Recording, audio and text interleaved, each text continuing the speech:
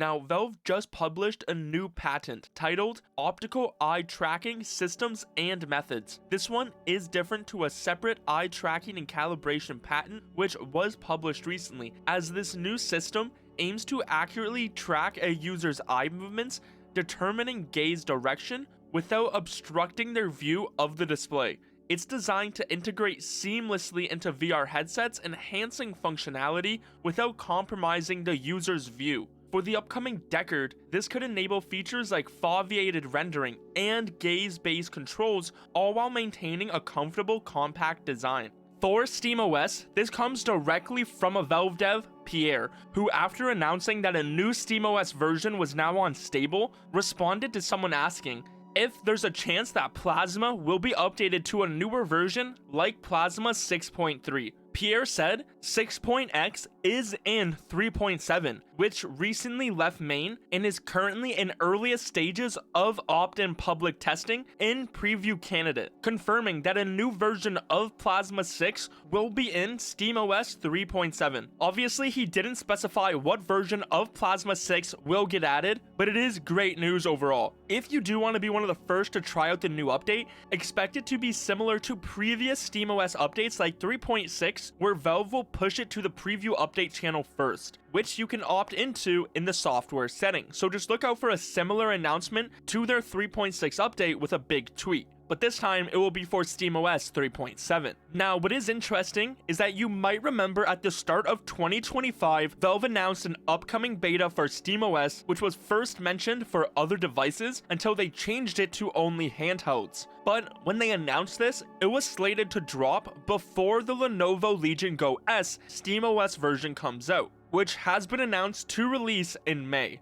Valve also mentioned the beta will be sometime after March, which of course we are now in March. So with us knowing that Valve is also in the midst of pushing out SteamOS 3.7, it does seem like the two are connected.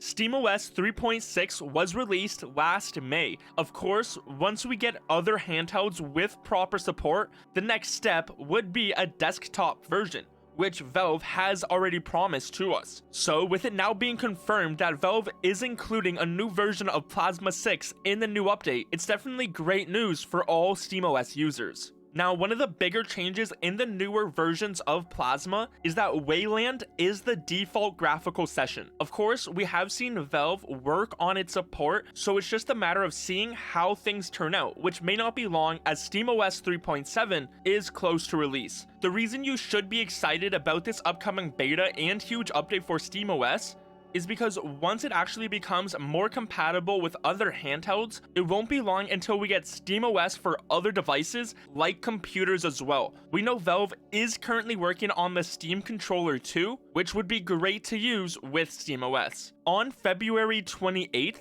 Pierre shut down some rumors saying a new Steam Deck was on the way, as he confirmed that a Steam Deck with a faster processor as a custom variant is not happening. This follows exactly with their previous statements saying there hasn't been a big enough generational leap for them to come out with a Steam Deck 2. The thing is, Valve revealed their big hardware push in 2015, but now many are getting ready for what's next for Valve and their hardware, which turns out to be the Deckard, the VR headset Valve has been working on for years. But this won't just be any VR headset. Imagine a Steam Deck, but for your face. You won't need a separate PC just to run it. Valve has been making huge improvements into their tracking and calibration system, which follows directly into their new ROY controllers that will be coming out along with the Deckard. Plus, now that it has been publicly spotted, a new sub was created just weeks ago with new ARM apps, and confirmed by Sadly It's Bradley that it also includes the DLC that unlocks the Deckard and ROY controllers for Steam VR owners. So you can make your own guess into what Valve may be using this sub for. So will we see the Deckard in 2025, 10 years after Valve announced they were expanding the Steam universe and showed off their original hardware? We know Valve is working on another suspicious app, which lines up for it to be a game for the Deckard, similar to how Aperture's desk job was for the Steam Deck. Today's video is powered by ClashGG, the only place you need to go if you want to dive into case battles. If you use my code WATERCS, you will get 3 free cases, so use my link down below. They also have new game modes like Tiles or Crash for you to test your luck. Deposit with your favorite crypto, cards, or skins, and then cash out your winnings instantly with any crypto or skins. Don't forget the free reigns that are random drops for you to get even more rewards. Claim your 3 free cases on ClashGG with code WATERCS today. The rumored price for years has been around $1,000 to $1,500, just going by the tech involved and the quality Valve likes to achieve. So if the Deckard cost around $1,200 like many speculate, that wouldn't be too crazy for everything we know so far. It's exactly why Valve doesn't do yearly releases to try to get the most sales possible, specifically saying that's kind of not really fair to your customers to come out with something so soon that's only incrementally better. Their goal isn't to create the cheapest product, it's to create the best one. But what do you think would be a fair price for the Deckard?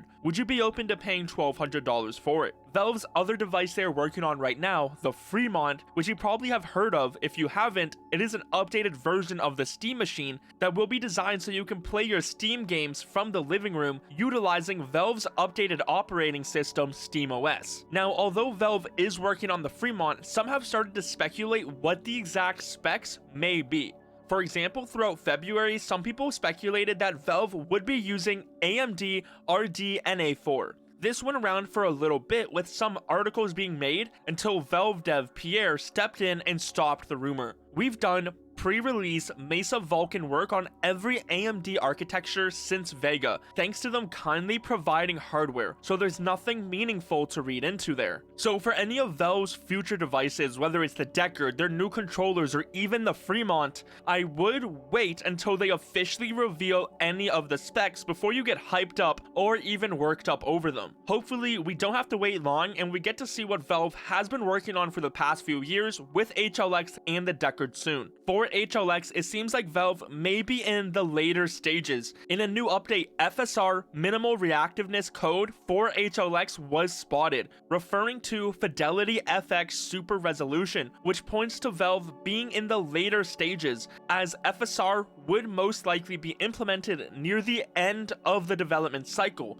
during the optimization and polishing phase. Of course though, that is if there are no delays or any challenges on Valve's end. So just like you shouldn't get hyped up over their hardware, it's important to wait until official announcements from Valve and they drop that trailer where it finally says Half-Life 3. In a recent Steam update, Valve added a new feature for developers when setting up the release for their game, as now there will be limited launches. This will be a new info option for developers to fill out on the store, along with whether it's an early access, when's the release date, if the game is coming soon, and other details you may find on the Steam store. Nvidia has acknowledged Deadlock in a recent blog, giving us a description of the in-development MOBA, and then further saying, as Valve gets closer to Deadlock's official launch, its technology and features continue to evolve. In a recent update, Valve has added support for DLSS Super Resolution, DLAA, and NVIDIA Reflex.